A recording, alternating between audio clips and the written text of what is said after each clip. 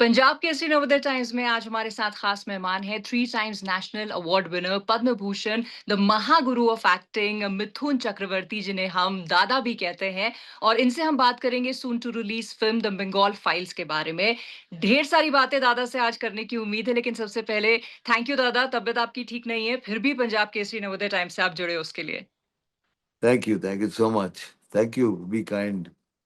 And it's a fan girl moment दादा, आपकी पिक्चरों को देखा है पर्दे पे, आज आपको यहाँ पे देख रही हूँ, आपसे इंटरव्यू कर रही हूँ। So thank you and thank God कि आपसे बात हो रही है दादा। बड़ा ही स्पाइन चिलिंग थ्रिलर जो है, हमने ट्रेलर देखा है। उम्मीद क्या करूं मैं इस फिल्म से, ये क्या बताएगी मुझे एज एन ऑडियंस? बस आप देखिए, जो आपने देखा नहीं होगा वो सच्चाई देखिए, जो जनरेशन कुछ से छुपाया गया हो।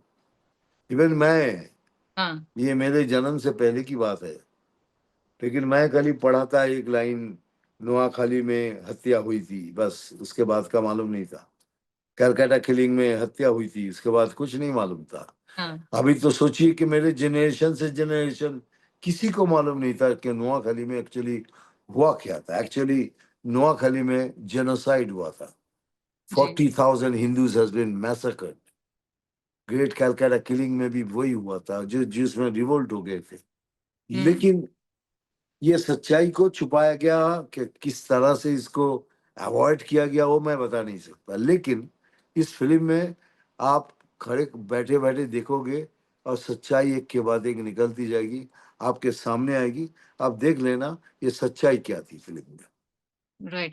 तो दादा, इस तरह की फिल्में जब हमें एक ऐसी सच्चाई से रूबरू कराते हैं जो हमारी हिस्ट्री का डार्क पार्ट हम कहते हैं, तो कंट्रोवर्सी से अछूती नहीं रहती है। एंड ये फिल्म भी ऑलरेडी कंट्रोवर्सी का शिकार हो रही है। मैं एज एन एक्टर आपसे जानना चाहती हूँ, इस तरह की चीजों को आप कैसे हैंडल करते हैं जब आप ऐसे सेंसिटिव प्रोजेक्ट्स का हिस्सा बनते हैं? आपको पहले तो बताइए कंट्रोवर्सी होती क्यों है सच्चाई में? क्योंकि सच्चाई किसी में को वो कंट्रोवर्सी सच्चाई होती क्यों चुभती है? है। हाँ, ये बात है कि सच्चाई चुभती है, इसीलिए कंट्रोवर्सी हो जाती है। नहीं तो कंट्रोवर्सी होने की बात क्या, अगर झूठ बोले तो जरूर कंट्रोवर्सी करें आप। लेकिन सच्चाई में कंट्रोवर्सी आती क्यों है? Why should come?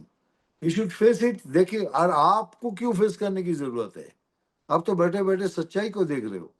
जो आपके ये स्वाधीनता से पहले की बात है, जब भारत स्वाधीन भी नहीं हुआ था। लेकिन जो हुआ था वो तो जानिए, देखिए तो सही कि क्या हुआ था, क्यों हुआ था। ये सब जानना जरूरी है।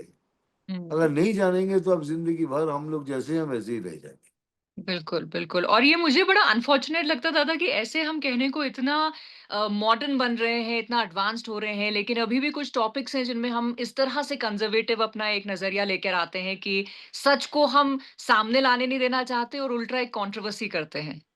देखिए, बात क्या है ना मालूम, बात आपको आपके दिल की बात है ये, कि आप कंट्रोवर्सी को करना है। क्यों कंट्रोवर्सी करना है?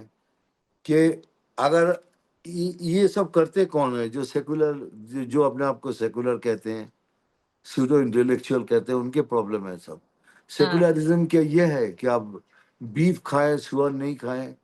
ये सेकुलरिज्म है क्या?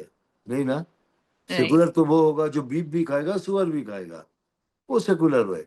लेकिन यहाँ सेकुलरिज्म दूसरा है, बीफ खाएंगे लेकिन सुअर नहीं खाएंगे, हिंदू को गाली देंगे और किसी को गाली नहीं देंगे।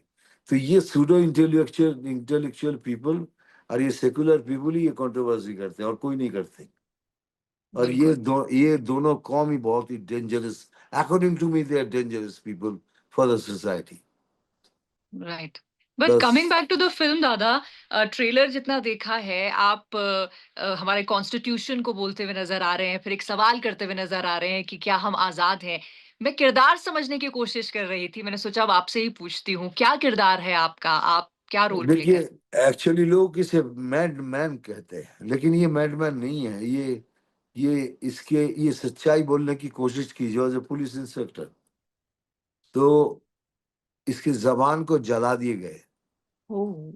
और इसके पुरुषांग को काट दिया गया, ताकि इसको देख के कोई और सच बोलने की कोशिश ना करे। तो ये पागल की तरह ही रहता है, कहीं भी सो जाता है और डस्टबिन से कुछ खाना मिलता है तो खाता है।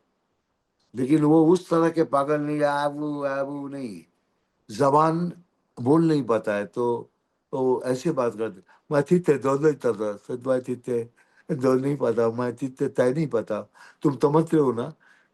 तो इसकी हर बात में बहुत तकलीफ है उसको बात करने की, लेकिन वो बहुत कुछ बोलना चाहता है कॉन्स्टिट्यूशन के बारे में। वो बोलता है 3 स्तंभ नहीं है, 4 स्तंभ है। एक स्तंभ को क्यों नहीं बताया जाता है कि वी द पीपल, उसको कोई नहीं बोलता है। बाकी तीनों के बारे में हर वक्त बोलते रहते हैं, ये हमारा स्तंभ ये है, ये हमारा स्तंभ ये है, ये हमारा स्तंभ ये है। पर चौथा स्तंभ वो कहाँ चला गया? So we speak about that, we the people. वो आजादी है। जिस दिन वी द पीपल की बात करेंगे वो संपूर्ण आजादी की बात करेगा। राइट। तो ये फिल्म इज वेरी इंटरेस्टिंग। आप देखो, ये करेक्टर, ये कॉन्शियस है फिल्म का। जो हुँ, फिल्म देखते देखते आओगे, जब ये करेक्टर के पास आओगे, तब आपको समझ में आ जाएगी बात। ये आदमी कॉन्शियस की बात कर रहा है। पूरे समाज के कॉन्शियस जो है ना, ही इज द मैन।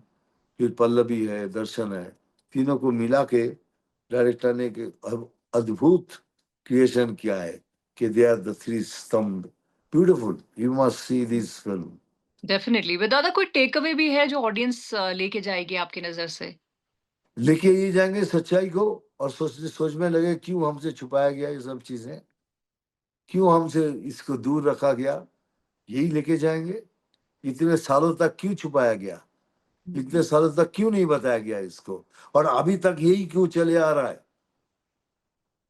यही राइट। समझ में आएगी लोगों को बातें। राइट। आई थिंक इस तरह के क्वेश्चंस शायद ट्रेलर में भी मैंने देखा कि पूछे गए हैं काफ़ी सारे किरदारों द्वारा। तो ये क्वेश्चंस अगर कहीं न कहीं हमारी कॉन्शियस को झकझोर भी दें, तो I think half the job is done. But experience कैसा रहा दादा इस तरह की फ़िल्म करने का, इस तरह के एक सब्जेक्ट का हिस्सा बनने का? एंड इतने अच्छे कलाकारों के साथ? देखो, विवेक को क्या है कि विवेक कोई भी फिल्म लिखता है ना, वो मेरा एक कैरेक्टर बनाता है जरूर है, क्योंकि वो ही enjoys working with me, and I also enjoy working with him. तो उसने जब ये कैरेक्टर बनाया, तो उसने बोला ये दादा के सिवा कोई नहीं करेगा, नहीं तो मैं रोल को ही कट कर दूंगा, मुझे नहीं चाहिए। तो मुझे जब बता, बोला मैं करूंगा कैसे ही यार, ये कैरेक्टर मैंने किया नहीं, इज सो डिफिकल्ट। इसको बोलेगा कैसे ये आदमी, ये बहुत दिनों तक चला ये सब चीजें, कैसे बोलेगा कैसे बोलेगा, बोलते बोलते हम एक बार कोशिश करते रहे, मैं ऐसा बोलने लगा, मैं तीते तो नहीं पाए। Then he says yes, I want this, I want this, I want this दादा। तब ये करेक्टर बना। तो एक बहुत बहुत तकलीफ हुई इस फिल्म करने में, मुझे बहुत तकलीफ हुई उस करेक्टर में आना, हुँ, उस करेक्टर के चेहरा वैसा बनाना। एक अजीब वो माहौल बना था, जिसमें मैं बैठा ही रहता था उसमें। कुछ अच्छा। समझ में मतलब it was so heavy on me, मैं आपको क्या बताऊं। और दादा मैं अभी आप जैसे बता रहे थे कि बड़ा डिफिकल्ट रहा इसे प्ले करना, मैं वही सोच रही थी एक इंसान जो 5 डेकेड से ज़्यादा 350 प्लस मूवीज़ कर चुके हैं, आज भी एक नयापन कोई कैरेक्टर में लाने के लिए उनको डिफिकल्टी हो रही है। ये मैं हर फिल्म में ढूंढता रहता हूँ। मैं जब तक मेरा बॉडी लैंग्वेज करेक्टर ठीक नहीं होगा, मैं शॉट ही नहीं देता। तब तक मैं डायरेक्टर को बोलता हूँ सॉरी, मुझे अभी तक समझ में नहीं आ रहा है।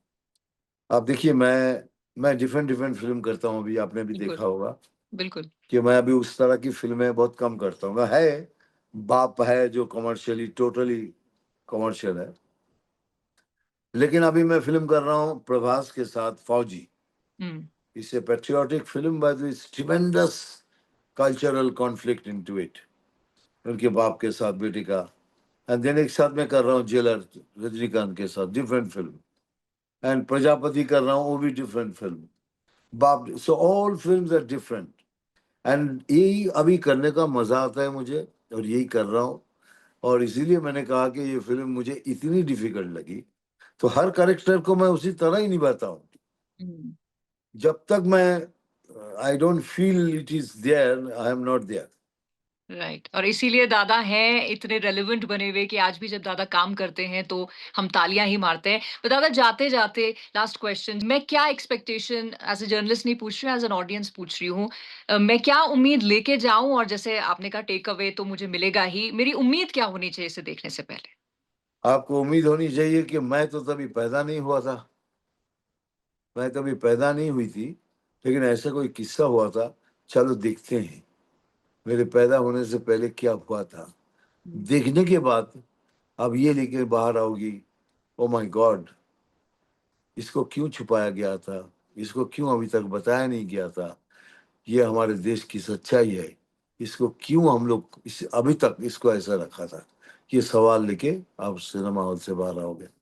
Right, thank you so much दादा, थैंक यू बात करने के लिए। I am really looking forward to this film और आगे भी बहुत सारा काम आप करके हमें एंटरटेन करते रहिए और खूब, थैंक यू। खूब, खूब आपको अच्छी हेल्थ मिले, that's my wish for you.